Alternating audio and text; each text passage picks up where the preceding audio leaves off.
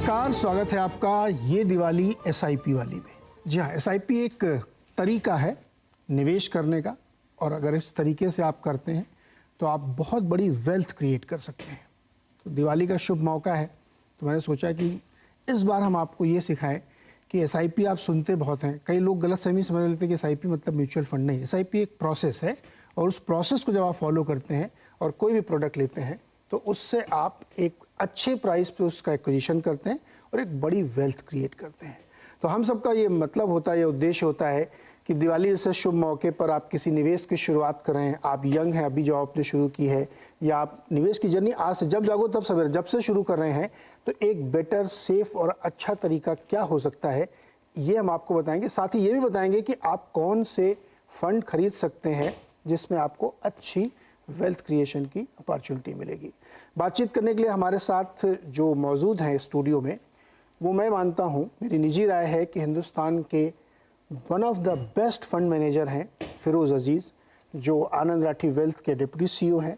इनका एक्यूमेन, इनका तरीका समझाने का और इनका जो डेटा बैक नॉलेज है उसका मैं कायल हूँ। फिरोज़ भाई, बहुत बहुत शुक्रिया हमारे साथ जुड़ने के लिए, और दिवाली की बहुत शुभकामनाएं आपको।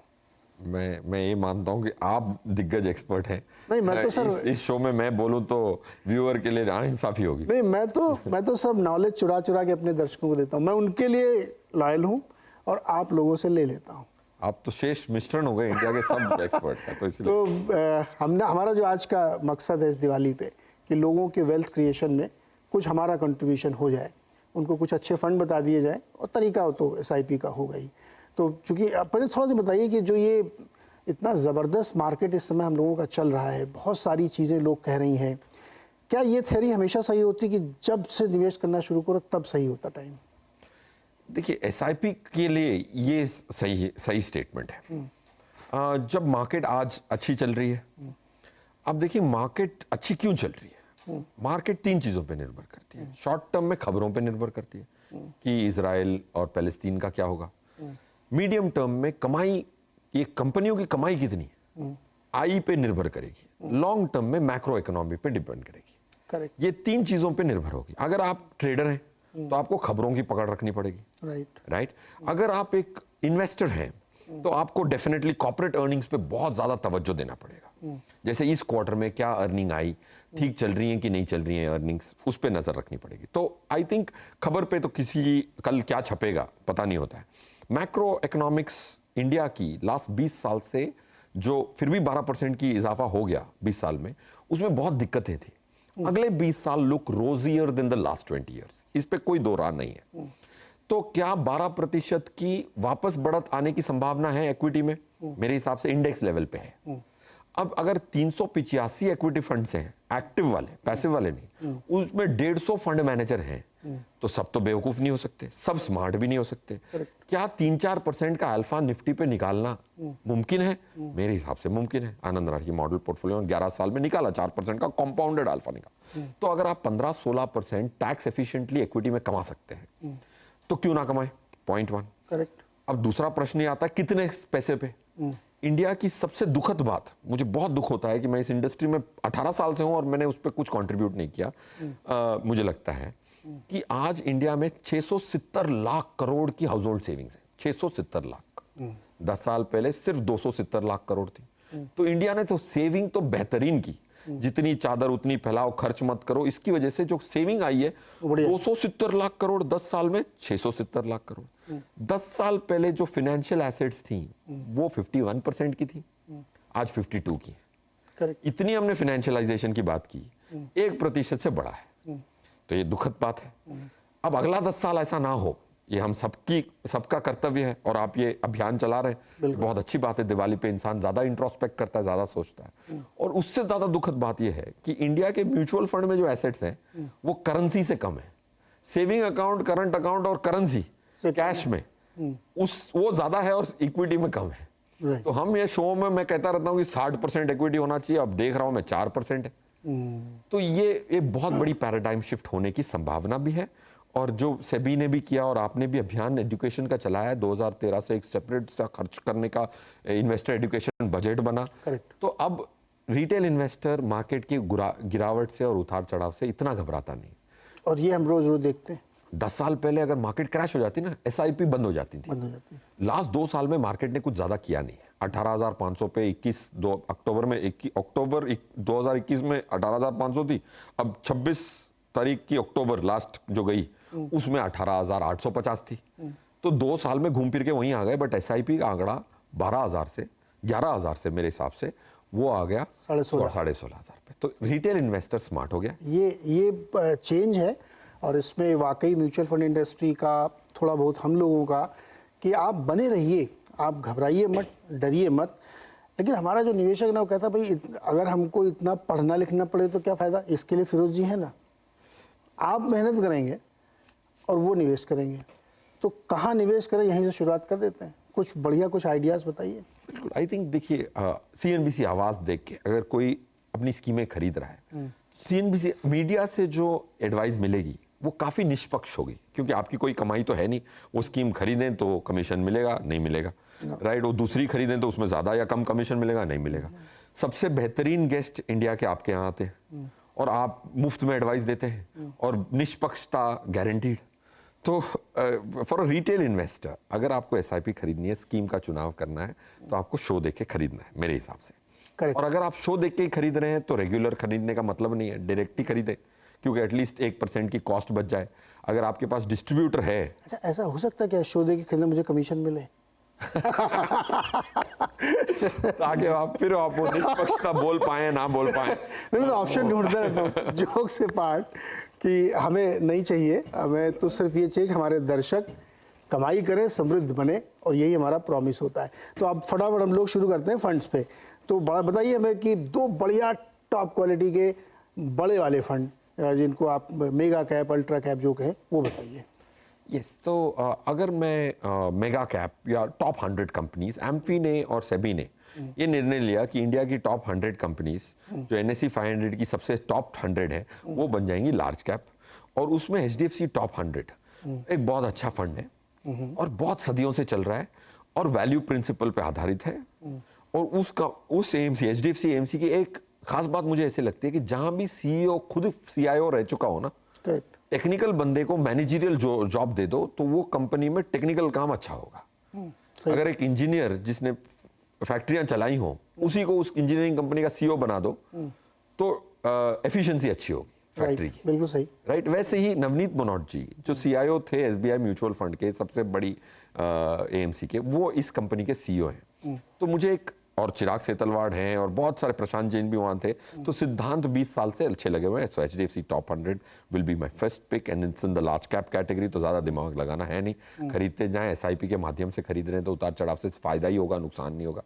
अगर आप दूसरी स्कीम लेना चाहें और अगर आपको SBI जो फर्स्ट लार्जेस्ट AMC है उसकी तो एक स्कीम होनी चाहिए, large and mid cap category में ज़रूर रखें पैसा, क्योंकि एक संतुलन जो फंड मैनेजर जो एजिलिटी दिखा सकता है, जो फटाफट चेंज कर सकता है, वो फंड मैनेजर के पास अधिकार होता है, क्योंकि एक क्लिक ऑफ द बटन में वो चेंज कर देता है। तो SBI large and mid cap, Vasan उसके CIO हैं। मैंने उनकी टेस्टिंग की हुई है कि उनके जो निर्णय होते हैं वो कितने सही जाते हैं कितने गलत जाते हैं। वासन के निर्णय 85% सही जाते हैं। तो इन 2 बड़े फंड को हम एक बैकेट में रख सकते हैं कि HDFC का लार्ज कैप और SBI का लार्ज एंड मिड कैप, इन दोनों में से कोई एक लें या दोनों ले लें? दोनों ले लें तो बेटर रहेगा, क्योंकि दोनों टॉप क्लास के फंड है। इनमें कंस्ट्रक्ट में जैसे SBI का आपने कहा लार्ज एंड मिड कैप, तो उसमें कितना बड़ा यूनिवर्स कवर करते हैं ये लोग SBI में खासतौर पे? 250। जैसे पहले 100 को लार्ज कैप करार दिया गया, सब्सिक्वेंट 150 मतलब उसके बाद के जो 150 हैं उनको मिड कैप करार दिया गया है, और ये हो गए 250 टोटल।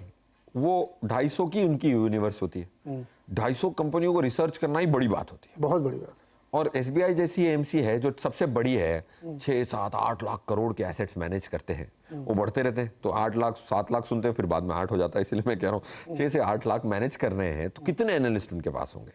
एंड ये वेल रिसर्च्ड कंपनीज होती है। देखिए अगर उसके बाद की जो 250 हैं उसमें बहुत सारे रिसर्च एनालिस्ट नहीं कवर करते, इधर काफी सारे बाहर वाले कवर करते हैं। SBI के पास भी इतनी सारी बैटरी ऑफ एनालिस्ट हैं, वो कवर करते हैं। तो दैट्स व्हाई 250 कंपनी। तो 250 का SBI का जो है फंड है लार्ज एंड मिड कैप, और HDFC का टॉप 100 फंड। अब आपके मन में एक सवाल आ रहा होगा कि यार वो जो टॉप 100 है तो इसमें भी शामिल होंगे, 250 वाले में, तो क्यों लूँ? इसका फ़र्क ये होता है कि ज़रूरी नहीं है कि जो स्टॉक इस फंड में है वही स्टॉक उस फंड में हो, और एक एक फंड के अलग अलग मूव होते हैं, अलग अलग रिटर्न्स होते हैं, इसलिए दोनों रखने में ज़्यादा फ़ायदा। तो दो तो हो गए भाई टॉप क्लास के फंड, जो बड़े वाले फंड हैं। अब इसके बाद और इस बकेट में और डालें या फिर मिड कैप की तरफ चलें? मिड कैप की तरफ चले। अब चलिए मिड कैप बताइए। इस क्यों मिड कैप की तरफ चले? एक मिड कैप के फंड के नाम लेने से पहले मुझे एक सवाल बताइए। देखिए, एक बड़ी डिबेट चल रही है देश में, आप उसके पार्ट हो या ना हो, लेकिन सुना जरूर होगा आपने कि ये मिड कैप वालों ने ना बहुत ज़्यादा परेशान कर दिया टॉप 100 वालों को या लार्ज कैप को। देखिए क्या ज़बरदस्त रिटर्न है, लार्ज कैप वाले कम कर रहे हैं। तो एसआईपी में भी बहुत बड़ा पैसा इन फंड्स की तरफ आया, तो और आप लोगों को शायद ये मजबूरी भी हो सकती है कि जब वही 10-20 अच्छी कंपनी तो बार बार घुमा फिरा के पैसा उसी में जाएगा, तो ओवर वैल्यूएशन होता होगा वहाँ पे। तो जो पूरा मिड कैप यूनिवर्स है उस पर आपकी टिप्पणी क्या है? उसके बाद फिर हम लोग फंड समझते हैं। बिल्कुल नीरज जी, देखिए आंकड़ों के आधार पर अगर हम समझना चाहें, जैसे निफ्टी मिड कैप 150 की लेवल है 14,500 की।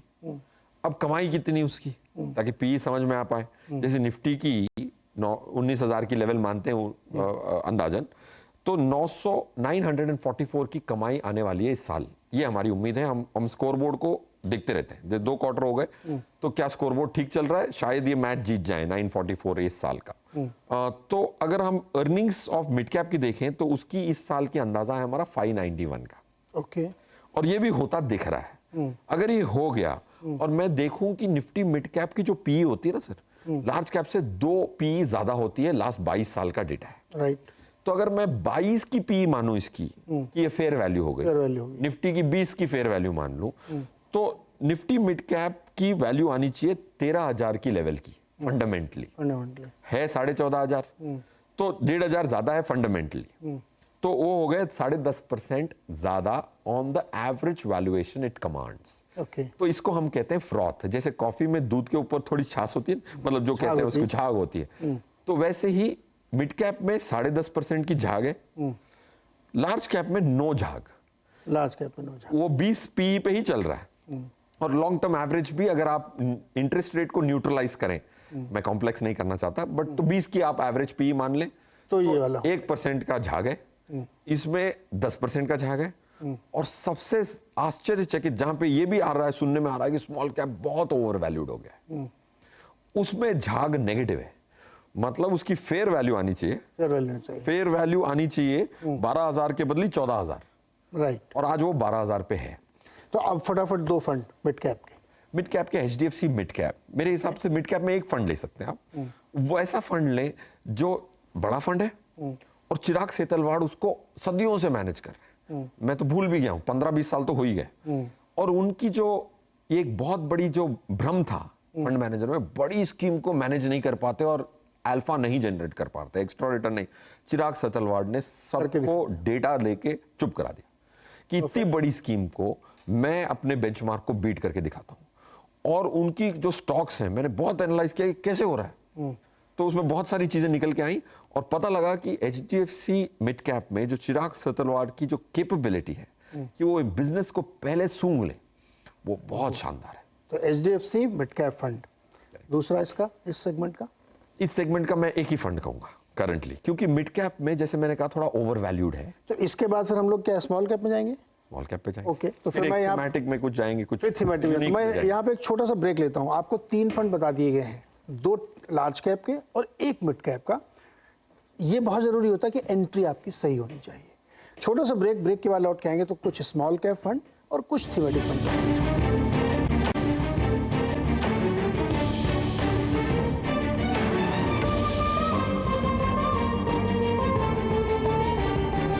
एक बार फिर से स्वागत है आपका ये दिवाली SIP वाली में। यानी इस दिवाली में वेल्थ क्रिएशन के लिए कौन से फंड्स में निवेश करें, ये जानकारी हम ले रहे हैं फिरोज अजीज से। फिरोज, हमने लार्ज कैप बात कर ली, मिड कैप बात कर ली, अब 2-3 फंड और बताइए हमें जो स्मॉल कैप या थीमेटिक हो। स्मॉल कैप में मैं definitely Aditya Birla small cap recommend करूंगा। ओके, उसको हम 1.5 साल से रेकमेंड कर रहे हैं। पास्ट परफॉर्मेंस अच्छा नहीं था, तब हमने रेकमेंड किया था, क्योंकि फ्यूचर परफॉर्मेंस देखने के लिए उसके अंदर क्या पड़ा हुआ है, उस डिब्बे के अंदर क्या है वो एनालिसिस करनी पड़ती है। तो हम टारगेट एनएवी कैलकुलेट करते हैं एक फंड की, तो उस आधार पर रिकमेंड किया था। इस साल अच्छा हो गया तो लोगों को हिम्मत होगी खरीदने की। आदित्य बिरला स्मॉल कैप बहुत अच्छा फंड है। विशाल गजवानी फंड मैनेजर हैं, वो पहले पीएमएस चलाते थे 2022 अप्रैल के पहले। उनके पीएमएस को एनालाइज किया तो पता लगा कि बहुत sharp fund manager, that's on the small cap side. And हमारे हिसाब से स्मॉल कैप की जो लिक्विडिटी आ रही है वो उसको ड्राइव करेगी। फंडामेंटल्स एक चीज़ होती है और लिक्विडिटी भी स्मॉल कैप में बहुत इंपॉर्टेंट होती है। जब टाइट टर्न होगी तो गिरेगी भी वैसे ही। तो हमारा ये अंदाज़ा होता है कि हमारी एक टीम होती है जो फाइंड आउट करती है कि लास्ट मंथ पैसे आए कितने एम्फी के पहले। तो 3200 करोड़ स्मॉल कैप में आए हैं फंड में। उसका आंकड़ा आएगा ऑफिशियल, बट ये हमारा अंदाज़ा है। तो अभी भी ट्रेंड लिक्विडिटी की है, तो स्मॉल कैप में अभी भी रैली बची हुई है। तो इसीलिए आदित्य बिरला स्मॉल कैप आप खरीद सकते हैं। और एसबीआई कॉन्ट्रा, एसबीआई कॉन्ट्रा के फंड मैनेजर हैं दिनेश। और कॉन्ट्रा क्यों? क्योंकि आपको हमेशा एक प्लान बी चाहिए होता है। जैसे आप कोई संडे को रेस्टोरेंट में जाते हैं, यार टेबल नहीं मिला तो इधर जाऊंगा, अगर एक डिनर के लिए आपको प्लान बी चाहिए तो इक्विटी के लिए भी तो प्लान बी चाहिए, बिल्कुल राइट। तो वो एसबीआई कॉन्ट्रा है, वो भेड़ चाल के परे चलता है। तो भेड़ चाल अगर कहीं चल रही है तो वो अलग ही चलेगा। तो एक कॉन्ट्रेरियन फंड एक संतुलन लाने की कोशिश जरूर करता है। तो एसबीआई कॉन्ट्रा फंड वो एक थीम है, कॉन्ट्रेरियन, ओके। और डिविडेंड यील्ड, हमारे हिसाब से पीएसयू कंपनीज की डिविडेंड यील्ड ज़्यादा है। उनका एक स्ट्रक्चरल चेंज होने वाला है अगले 3-4-5 सालों में। तो वो जो वैल्यूएशन की री रेटिंग हो चुकी है और भी होनी बाकी है हमारे हिसाब से। तो डिविडेंड यील्ड में आईसीआईसीआई डिविडेंड यील्ड फंड। तो एक डिविडेंड यील्ड हो गया, एक कॉन्ट्रा फंड हो गया और एक स्मॉल कैप का फंड हो गया। तो ये 3 फंड ये, और 2 हमने लार्ज कैप और 1 मिड कैप, टोटल ये 6 फंड है। एक सवाल मन में आता लोगों क्योंकि 6 की लिस्ट सामने आ गई, लोगों की खुश हो गए एकदम। और किसी के पास मान लीजिए 10 लाख रुपए हैं, तो वो जाके अगले दिन सब में इक्वली डिस्ट्रीब्यूट कर दे, या कोई फार्मूला लगाए, या इस 10 लाख को थोड़ा थोड़ा करके डालता रहे। मेरे हिसाब से इस 10 लाख को अगर जब भी वैल्यूएशन फंडामेंटल की इक्वल आती तो हम अपने क्लाइंट को कहते हैं कि आप डाल दो। अगर वैल्यूएशन के हिसाब से हमारे हिसाब से निफ्टी 19,000 पे होनी चाहिए। अगर 19,500 पे है तो स्टैगर करें। 18,500 आ जाए तब पूरे पैसे जो बचे हुए हैं वो डाल दें। तो आपको किस्तों में स्टार्ट करना है, 6 किस्तों में। अगर 10 लाख रुपए है, समझो 10 लाख रुपए फॉर ईज ऑफ कंप्यूटेशन 10 महीनों में मैं डालूंगा। तो आपने 6 स्कीम के लिक्विड फंड में पैसे डाले और उधर से ट्रांसफर, सिस्टमैटिक ट्रांसफर प्लान का इंस्ट्रक्शन दे दिया इन फंड मैनेजमेंट को। तो 10 किस्तों में हर 6 स्कीम, तो आपके 6 किस्त हर महीने जाएंगी, राइट। तो 10 किस्तों में 60 किस्तों में आपके पैसे अंदर चले जाएंगे। ये आपने शुरू कर दिया, 2 महीने हो गए और मार्केट में कुछ आई खबर तो मार्केट 18,500 आ जाए, तो आपके सिर्फ 2 किस्तें ही गई हैं। बाकी 8 किस्तें जो बाहर हैं, एएमसी को तब आप लेटर लिख दें या इंस्ट्रक्शन दे दें कि जो बाकी किस्तें वो भी अब आज ही डाल दें। ओके। तो जो समझ के चले थे वो 10 महीने तक आपको ऐसे ही रहना है, कोई बंदिश तो है नहीं। बंदिश नहीं। तो अगर 3 किस्तें गई हैं और मार्केट 15% गिर जाए तो आप बाकी 7 किस्तों का वेट क्यों कर रहे हैं? वो 7 किस्तों को एडवांस करें और आपको वो मिल गई। टाइमिंग करनी आती नहीं है हमें किसी को, बट अगर ऊपर वाले की दया से टाइमिंग के चक्कर में मिल गए पैसे, आपके पैसे बाहर थे, डाल दो, तब तो डाल ही दो। तो ये रणनीति हम अपने एचएनआई क्लाइंट्स को सदियों से बताते आ रहे हैं और इसमें बहुत आंकड़े करके रिसर्च की, तो ये बेस्ट स्ट्रेटजी निकलती है। ओके। अच्छा, एक सवाल, इन 6 में इक्वल डिस्ट्रीब्यूशन करना है या लार्ज कैप में थोड़ा ज़्यादा डालना है, छोटे वालों को कम डालना है, क्योंकि उनका रिटर्न ज़्यादा बड़ा होता है, रिस्क भी होता है, तो ये कुछ इक्वल रखना है या बराबर करना है इनको? मेरे हिसाब से देखिए, लार्ज कैप में एक ही स्कीम हमने ली, बट क्या है कि सब में लार्ज कैप होता है, राइट। अगर आप इस 6 डब्बों को खोल के एक डब्बा बना देते हैं, आपके 55% तो लार्ज कैप में आ ही जाएंगे। Exactly, right. आपके देखने के लिए तो सिर्फ एक ही लार्ज कैप की में, लार्ज एंड मिड कैप की दूसरी ली थी हमने, तो उसमें लार्ज कैप हैवी होगा 60%, तो उसमें भी लार्ज कैप, कॉन्ट्रा में भी लार्ज कैप, एसबीआई कॉन्ट्रा में भी लार्ज कैप है, एसबीआई डिविडेंड, आईसीआईसीआई के डिविडेंड डील में भी लार्ज कैप है। तो लार्ज कैप कभी आपकी कमी होगी ही नहीं, भले आप 2 लार्ज कैप फंड खरीदें, 1 खरीदें, ये अगर आप डिब्बा खोल के देखेंगे तो 55% लार्ज कैप में आएगा, 15% से 17% आएगा आपको आज मिड कैप में, 25% करीबन स्मॉल कैप में आएगा। अगर आप इसकी इम्प्लाइड एक्सपोजर देखें, इसको कहते हैं इम्प्लाइड एक्सपोजर, डब्बों के अंदर घुस के देखें, तो फिर ये आएगा। तो ये होगा। एक और छोटा जवाब जो बहुत डिबेट चलती रहती है, लमसम हमेशा अच्छा होता है या एसआईपी अच्छा होता है? दोनों अलग पैसे के लिए नीरज जी ये डिबेट, क्योंकि एसआईपी वो करता हूं कि मेरी अगली कमाई के अगले 10 साल की कमाई के लिए एसआईपी है। जो मैं कमा चुका हूं, इस बार बोनस आ गया, वो मैं एसआईपी में कर ही नहीं सकता। एसआईपी होती है आपकी फ्यूचर आई के लिए, लमसम होता है आज आपकी करंट आई की, वो जो कमा चुके हैं उसके लिए। जो आपके बैंक अकाउंट में पड़ा है वो लमसम होता है। अगर मैं बोलूं कि अगले 10 साल तक जो भी मेरी कमाई आएगी उसमें से एक हिस्सा डाल रहा हूं, तो SIP is not competing with lump sum, because it is lump sum is for already earned money, SIP is for future earning. Competition दो चीज में जरूर हो सकता है, एसटीपी और लमसम। ये दोनों चीजें एक दूसरे से कंपीट करती हैं। जैसे हमने कहा लमसम ना डालें, 10 किश्तों में डालें, तो STP fights lump sum, SIP doesn't fight these two, because SIP तो मेरी फ्यूचर कमाई है। आज मैं जाके राठी जी को बोलूंगा मेरी 10 साल की कमाई आज ही दे दो, तो बोलेंगे भग। तो ये डिबेट बहुत हमेशा चलती रहती है, आपके मन में भी आता होगा कि एक बार में डाल दें क्या, फिर कोई आपके पड़ोसी कहेगा अरे रुको ना अभी 18,500 आएगा तब डालना। तो ये बहुत ही अनंत काल की डिबेट है, लेकिन उसका एक साइंटिफिक जवाब आपको फिरोज ने दिया कि आपको कैसे इसको डाइसेक्ट करना है, कैसे समझना है। फिरोज जी बहुत शुक्रिया, और आपने ये जो बताए हैं सारे जेम्स, इनमें आप निवेश कर सकते हैं और ये आपके लिए वेल्थ क्रिएशन का एक जरिया बनेगा। और हमेशा मैं कहता हूँ कि जब जागो तब सवेरा। आपने मान लीजिए आज पहली बार इसको सुना है और आपको लगता है कि यार मेरी उम्र तो 40 हो गई है, कोई फ़र्क नहीं पड़ता, कल से शुरू कर दीजिए, क्योंकि वेल्थ क्रिएशन के लिए आप इंतज़ार नहीं कर सकते कि मैं समय देखूंगा। अब ठीक है, पहले नहीं किया तो अब से करना शुरू करिए। फिरोज सर बहुत बहुत शुक्रिया और दिवाली की बहुत शुभकामनाएं आपको और दर्शकों को।